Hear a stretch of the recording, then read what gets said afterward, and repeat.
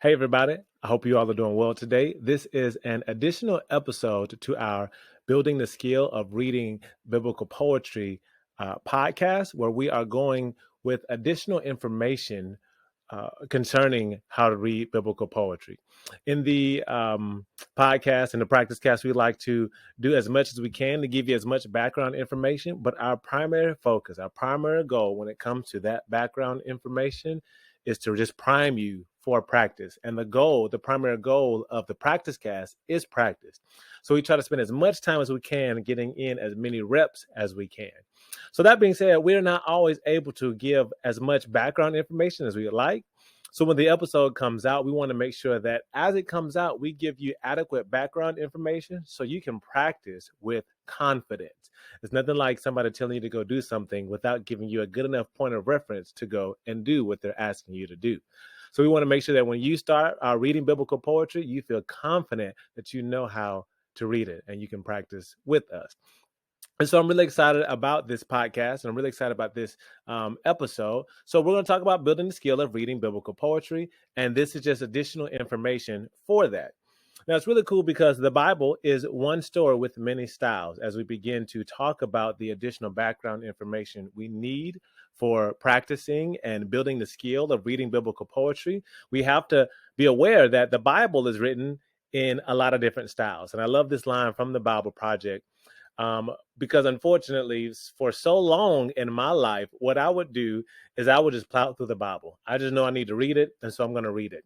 It didn't even occur to me that I might need to read one section of the Bible differently than I read another section. So I just knew I needed to read the Bible, and so that's what I did. And so that serves its place all fine and well, but in order to get all that we can out of the Bible, in order we get all we can from what the Lord is trying to speak and give to us, information and relationship wise, we need to read each genre and each style as it's designed. If I read poetry like it's an essay, or if I read essay or prose discourse like it's a poetry or a song, I'm going to miss out on some of the information. So the first and most common form of writing, or writing style or genre of writing, is narrative. Now, narrative is pretty cool because we all can relate to it. It's something that we've all grown up. We're very familiar with it over the course of our lives. We've been getting stories since we were yay high all the way up until even now, and until we pass away. We're going to be fascinated by and use stories, because stories have characters, they have a plot, they have conflict, and they have a beginning and they have an end. And so because stories are structured in such a way, we're able to not only learn from them, but we're able to memorize them and understand and appreciate life through the lens of the stories that we listen to. So about 43% of the Bible is written in narrative, with a plot and characters, settings, so on and so forth. But in addition to narrative, about 25%, I don't remember exactly, is written in prose discourse. Now, I'm going to use the Bible Project's terminology here. I didn't see a lot of other people use this terminology, but I'm going to roll with them. Prose, to my understanding, is just to speak or to write in regular everyday language. If I was just to write out my thoughts right now, it would be in prose. And discourse is language that is written. It's about a topic or a thought. It's a presentation that's presented to convey a thought. And so discourse, you can think of like an essay, or you can think of like something that you wrote for a class. And so in the Bible, you can think of discourse. The most famous form of discourse is going to be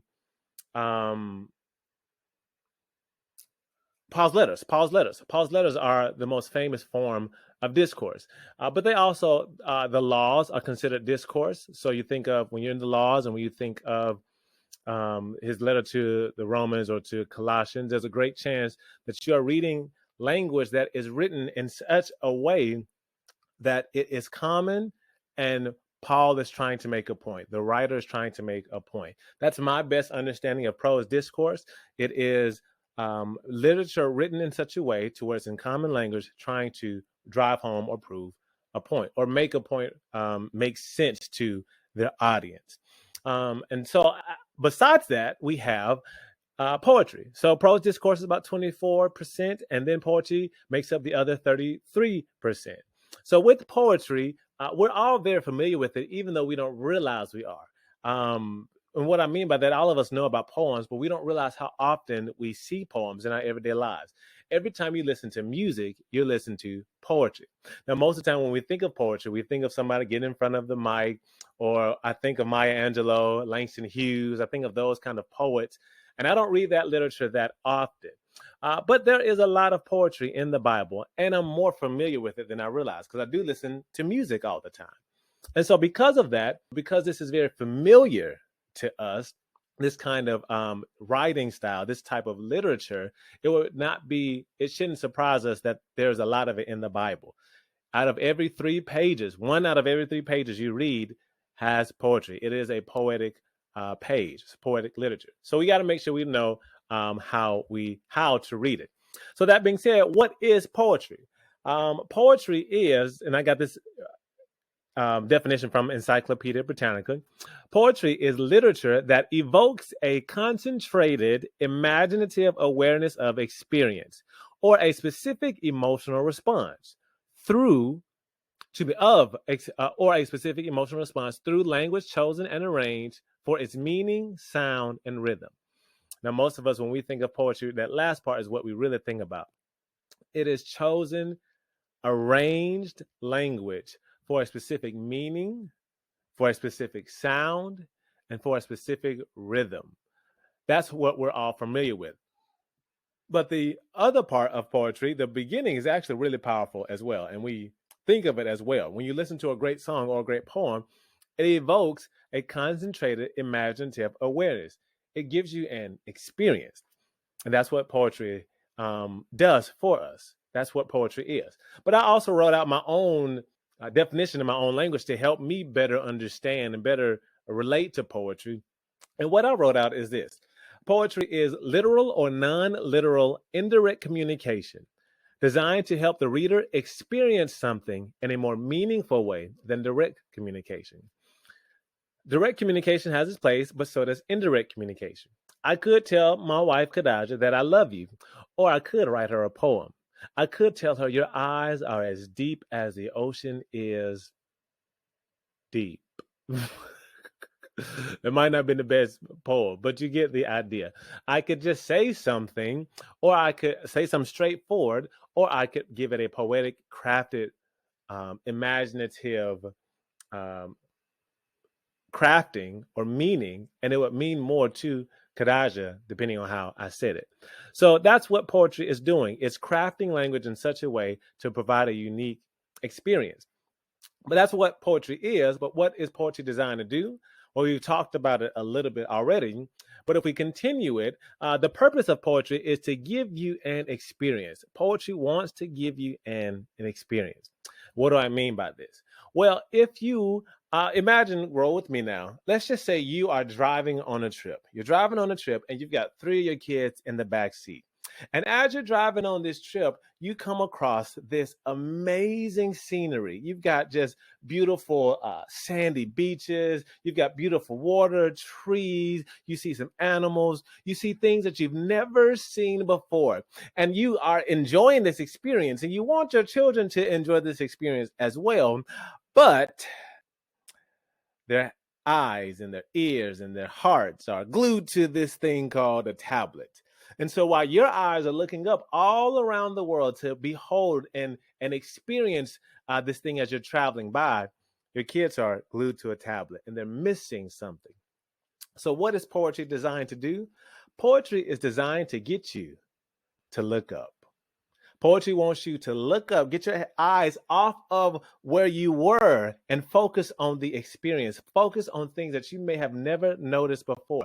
Poetry wants you to get your eyes off of the familiar path, off of what you've experienced before, and take you off of the familiar path. Take you down a path you've never seen before. Now, the road is very similar. You may have experienced or known it before, but poetry takes you to a place that you're off the path, so to speak, or you're off the familiar path to an unfamiliar path to give you a greater experience.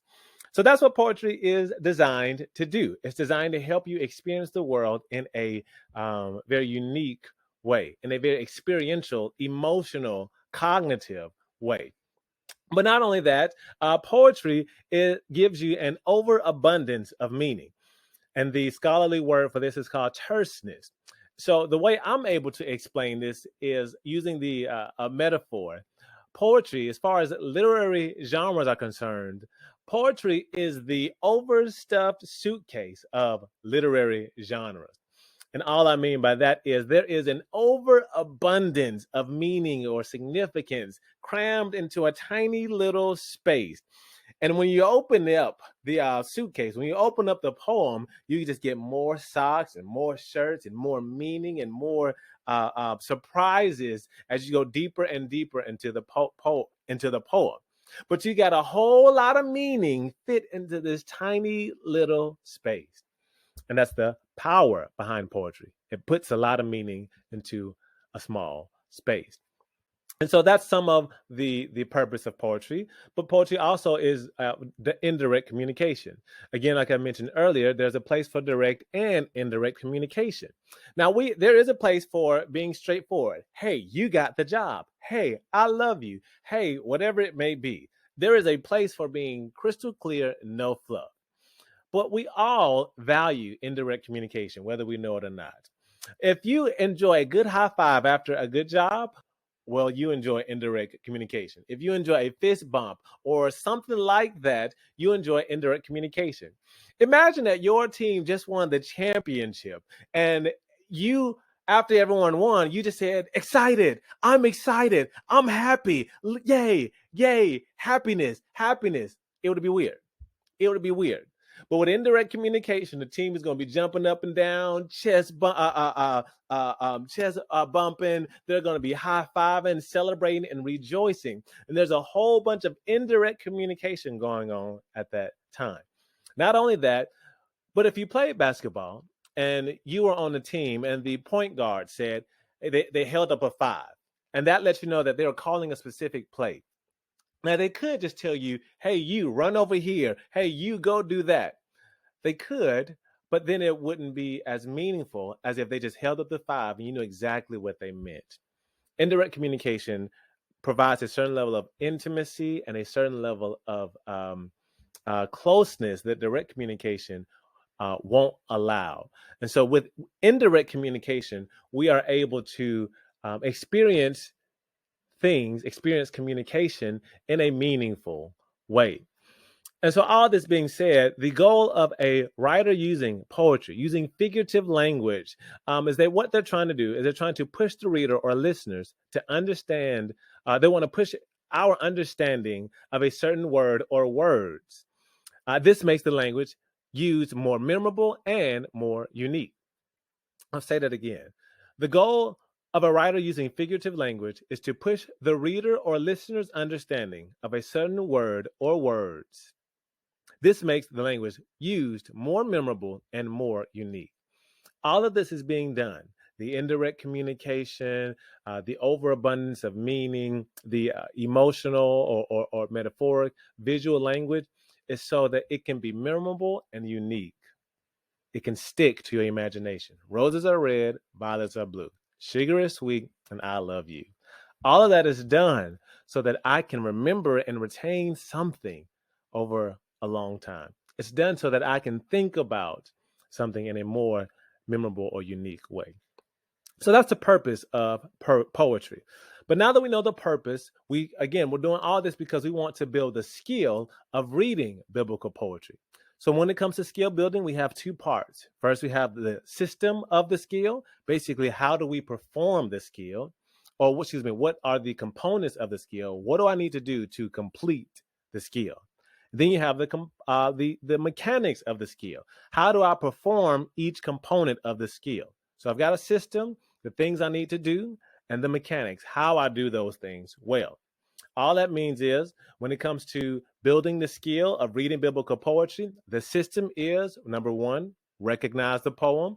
Number 2, read the poem. Number 3, explore the poem. Number 4, leave with a what? I'll say it again. The system of we will use to build the skill of reading biblical poetry is number 1, recognize. Number 2, read. Number 3, explore. And number 4, leave the poem with a what. So that's the system, that's the components of the skill. Now that we know what the components are, we need to work on the mechanics. And the mechanics is just how each component works. So how do we recognize a poem? When I'm reading the Bible, how do I know I just came across a poem? Well, we do that by first, or one of the things we do is we identify what book of the Bible we are reading.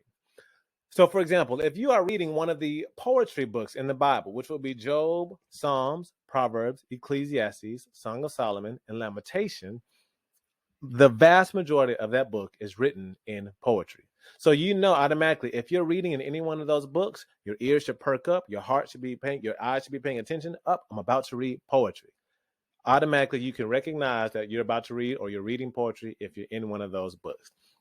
But not just the poetry books, also the prophetic books, the major and the minor prophets. You can expect anywhere between 1/3 and 2/3 of the books of prophecy, or the books written by the major and minor prophets, to be written in poetry.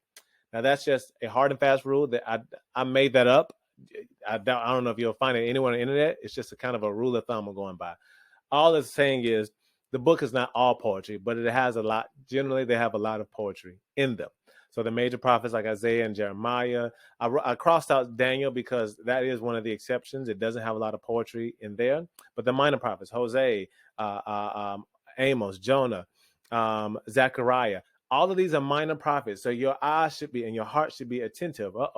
There may be poetry in this book. There may be more poetry than not in this book. So when you're reading, just keep your eyes open to what book you're reading in. And this is important because a lot of times when the prophets would speak, let's say they said, "Thus saith the Lord." Many times after a "Thus saith the Lord," a poem would follow. The poem is how the prophets communicated what God was telling Israel. So God, many times, he spoke in poetry and according to the Bible. So we just want to be aware of that. And so we want to identify the book that we're reading. But number 2, we want to recognize poems by paying attention to indentations and spacing. So in a poem, you have greater margins that the poem is in. And there are fewer words per line on a poem. But not only that, there's spacing. There's unique spacing when it comes to a poem. Whenever you see larger margins and fewer words on a line, that's going to give you a hint that you are reading a poem in the Bible. But I have to stress and warn you that this does not apply to every version. I'm sorry for all my King James only friends. When I look in the King James Version, I do not see this special indentation. But if you're reading in the NIV, ESV, New Living Translation, I believe, and the New King James Version, I believe all of these, and I'm sure many more, do have this special indentation that lets you know that you are reading a poem in the Bible. And so just be aware of this, that this doesn't work for all versions, but you can easily just switch to a version with something like the YouVersion Bible app to help you see where the poems are. So even if you start off in one of these and then go back to the King James, I guess you could do that if you wanted to. So this doesn't apply for every version. Recognizing poem. How do we recognize poems? Well, after a win or a loss, after a great victory or a great defeat, your heart, your eyes, your ears should perk up. There may be a poem that's about to come up. Any high emotional point, don't be surprised if a poem is coming up soon. You hadn't had a baby and you've been barren your entire life, and then the Lord gives you a baby. That might be occasion for a poem. Your country just got decimated by Babylon. That might be an opportunity for a poem. Your eyes, though, whenever you see a win or a loss, that should just give you a hint. A poem may be about to come. And so in order to get a good look at this, we're going to look at Exodus 15 to help us understand this a bit more. So if you look at Exodus 15, understanding the mechanics of a poem, we're going to look all the way at the entire chapter. And I want you to notice a couple of really cool things. So first, when you're reading it, and I know for my my viewing audience, this is really small. For my listening audience, it'll be really good for you if you can pull out Exodus 15 in one of your Bible apps, NIV, ESV, and you can just see through it. Now, I'm going through the NIV. Some of the spacing may be different in other versions, but generally you'll get the idea. So all that being said, if we go through this, I know it was really small, but the purpose of this isn't to read, it's to identify the poem. If we start off and look at the very top, we see the Song of Moses and Miriam. That lets us know, a poem may be on the prowl. So a poem may be on the way. And then we start looking, and if we just look and see, look at the indentation and look how much margin we have in the verses. So from verses 15 through verses 1 through verse 7, lots of margin. Verses 8 through 14, lots of margin. 14 through 18, lots of margin. But then look what happens when we get to verse 19. The margin increases significantly. So that gives us a hint that verses 2 through 18 were a poem, and then the story starts back up. When I read, it says, when Pharaoh's horses and chariots and horsemen went into the sea, the Lord brought the waters of the sea back over them. So basically, you went into a poem, and then they just picked the story right on up. But what happens in verse 21? When we read in verse 20, it says, then Miriam the prophet, Aaron's sister, took a tremble in her hand. That's a hint right there. And all the women followed her with trembles and dancing. Miriam sang to them. And if you look at verse 21, you see big margins and only a few words on every line. That lets you know that a poem is that we're reading a poem right now, or more than likely we're reading a poem. This isn't foolproof. Sometimes this will just be a quote. Sometimes this will be a quote from another part of the Bible, especially in the New Testament. But generally speaking, when you see less words on a line and lots of spacing, that lets you know that it's a poem. And then in verse 22, it picks the narrative, the story, right back up. So all of these are hints that we are in fact reading a poem. But all that being said, I also want us to pay attention to this. If we go back to the beginning of the chapter and we look at verse 1, and then we look at verses 2 through 6, notice, and this is in the NIV version, yours may be a little bit different, but you're going to notice something if you're looking at the chapter. Notice from verse 1 and then verse 2 through 6 that there's additional spacing between verses 1 and 2 and then verses 6 and 7. Verses 7 through 11 have the same thing, and then between 11 and 12, there's an additional space. And again, through 17 and 18, and then it ends at 18. Why am I saying this? Why am I showing you this? This additional spacing is letting you know that there's a different thought that is being conveyed right here. So from verse 2 to 6 to verse 7, a different thought was conveyed by Moses when he sang this song. So it's just like when you're listening to two verses in a song, or when you're listening to when you have two different paragraphs in a speech or in a conversation, whatever it may be, you can have two different thoughts inside of the same overarching thought, which is what a verse is designed to do. You're exploring an overarching thought in multiple ways. So whenever you see spacing like this, like you do from verse 1 to 2 and then verse 2 to 6 and so on, that lets you know that a different thought or a new thought is being conveyed in the same overarching point. And so this is really helpful, I believe, when we're trying to read biblical poetry, not only to just understand it, but also know when there are different thoughts going on as well. And so if we keep on moving, we get to we get to our next point. What are the mechanics of the skill? So number one was we recognize the skill. Now, how do we read biblical poetry? Well, that's pretty much self-explanatory. We just read like we would read anything else. But important, we do need to remember the context. Look at the heading above the poem for additional help, i.e., you're going to get the greatest amount out of the poem when you know what's going on before or after that poem. That doesn't mean you have to read you don't have to read the previous 10 chapters or the following 10 chapters necessarily, but it does mean that you need to kind of have a good idea of what's going on. Like when we read the Song of Miriam, that lets us know that they sang a song, but it's good to know that they just got delivered before, or that's the reason why they're singing that song. And it also helps to see what you hear on paper. So as right now I'm talking, and I know for our listening audience, you're listening to me, but when you're reading the poetry and when we start doing the practice cast, even if you're not in the room with us, it's a really good practice to see the words on the page as you're either listening to them from us practicing, or you're engaged with them by yourself. It's really good to read out loud. Make sure that you see what you hear on paper. So that's number 2. Number 3, the mechanics of exploring. How do we explore biblical poetry?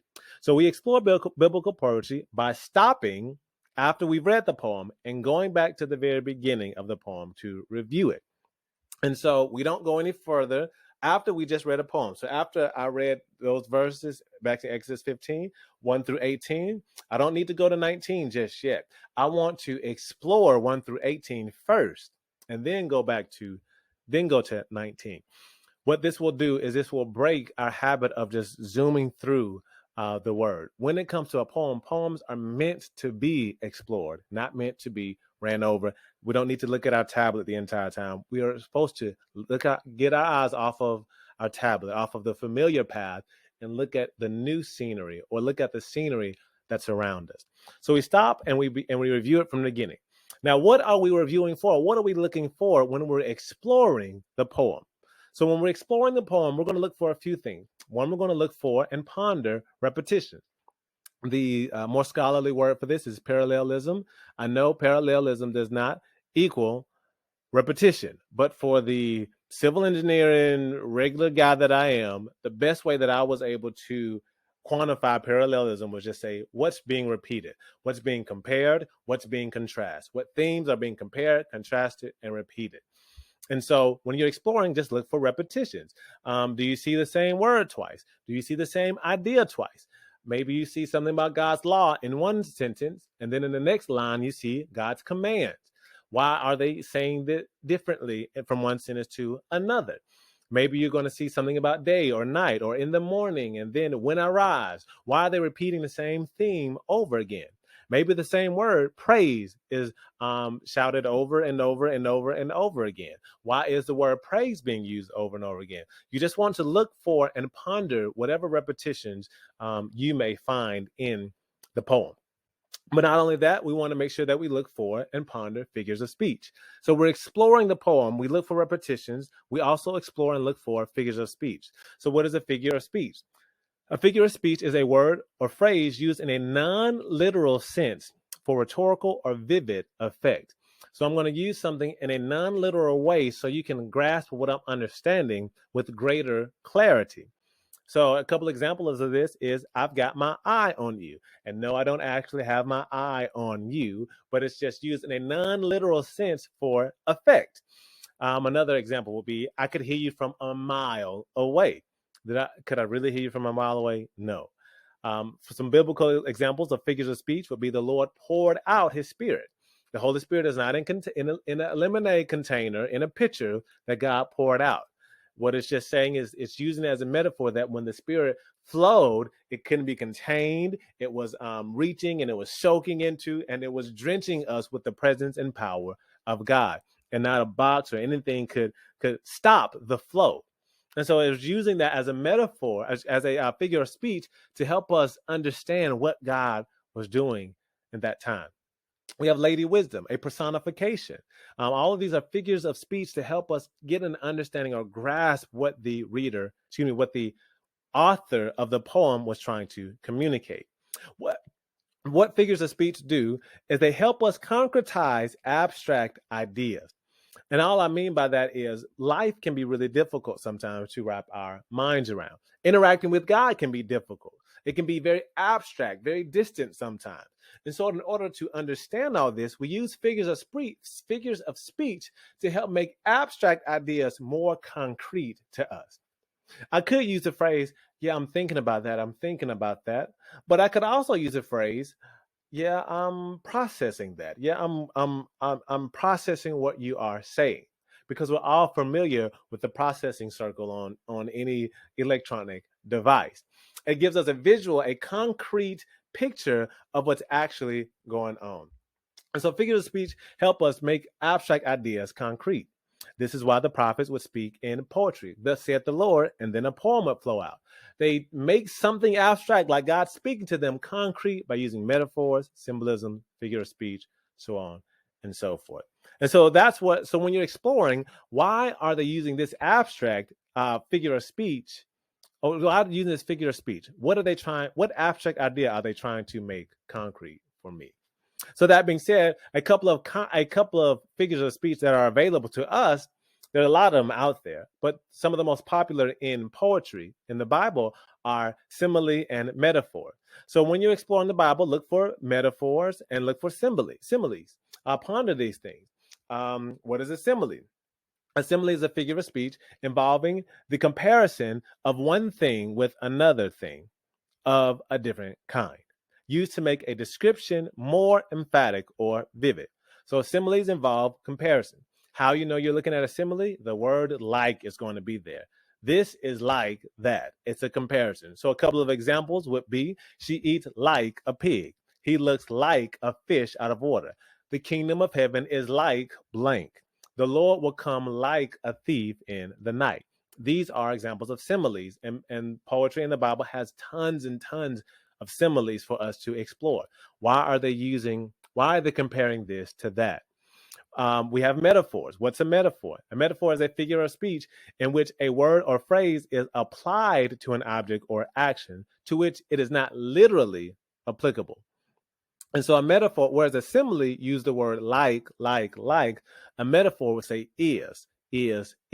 So some examples of this would be, he is a shining star. She is an early bird. The Lord is my shepherd. The Lord is my rock and my salvation. It's applying this. It's not saying the Lord is like my shepherd. No, God is my shepherd. Okay, why this more emphatic way of saying this particular thing? What is the poet trying to communicate? So we just explore and we ponder these things. But not just that, we also explore and we ponder imagery. So imagery can be metaphor, it can be simile, but the purpose of imagery is that it uses vivid descriptions that appeal to a reader's senses to create an image or idea in their head. So it uses this images. It uses words to pop images into our minds to help us understand things in a way where the images are sticking out to us. So for an example of this, I love this example, Bruno Mars lyrics to his song, and when you smile, the whole world stops and stares for a while. When it's sung Just the Way You Are. Imagine that image of the entire world spinning on its axis, and everybody and all the world is spinning.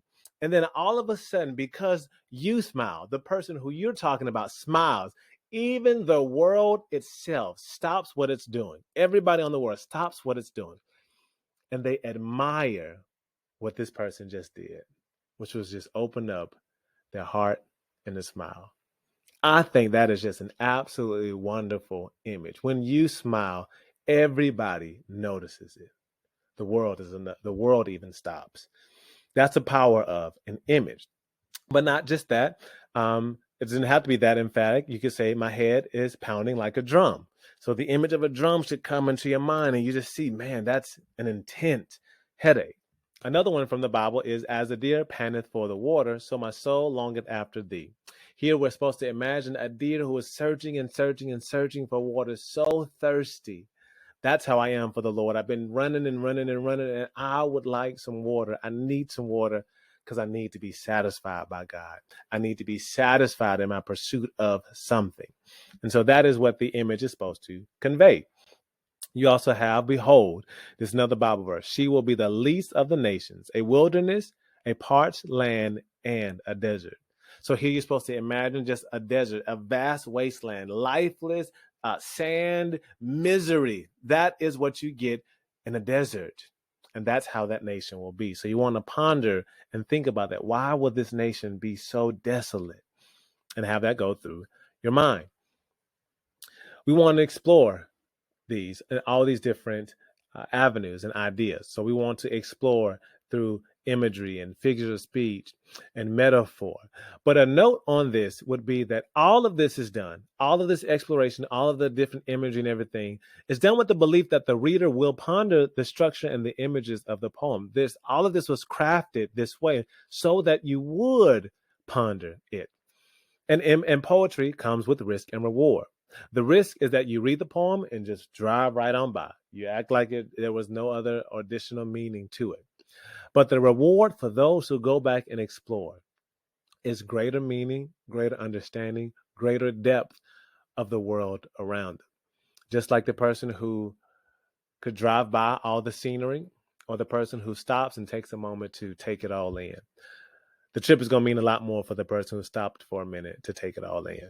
So poetry has its risk and reward, but it is worth it for those who would stop and look for the treasure that's found inside of the poem. So last part of it, how do we leave with a what? Well, we leave with a what. We attempt to summarize the overarching idea of what the poet was trying to communicate. All that means is our job is we did all this exploration, but it's not for anything. We want to make sure that after we do all this exploring, we go away with the main idea. What was the main, why did this poet write this poem? What was the main idea he wanted me to get? And if you're a bit confused about this, you can look at the first and last lines of the poem, and that can generally give you an idea of the poet's main point. Not all the time, but generally speaking. So when you're reading a poem, all the exploration is great. Understanding and recognize a poem is good. But make sure you leave with a takeaway, leave with some kind of what. That will make the journey worth it, instead of you just spinning your wheels out of somewhere in the middle of nowhere.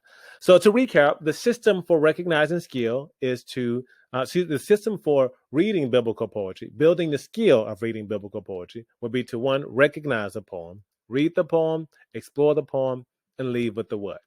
We recognize a poem by looking at the winds, looking at the indentation and spacing. What book of the Bible are we in? We make sure we read the poem in context. We explore the repetition, the similes, the metaphor, figures of speech, the imagery that the poem has. And we make sure that we leave with something. We leave with the what that the author was trying to communicate. So this is the additional information I think will be really beneficial when you come to practice. Now I believe you are really equipped to practice and practice well, reading biblical poetry, not just with us when we go through the practice cast, but also by yourself. If you wanted to start applying this, just go pick a couple of poems. Go pick 5 or 10 poems, one poem or 2 poems, and then just start reading them. You can use this and you can go right from there. I hope this has been super helpful for you. And I just want to say happy practicing. The podcast, I hope, will be a great complement to all of this and all your endeavors to get better with the Lord. So God bless you all. Thank you so much for watching. Again, this is Building the Skill of Reading Biblical Poetry, and it's additional information to help you read poetry and practice poetry well. God bless you. Remember, submitting to Jesus isn't just a one-time big decision, but a lifetime of intentional choices.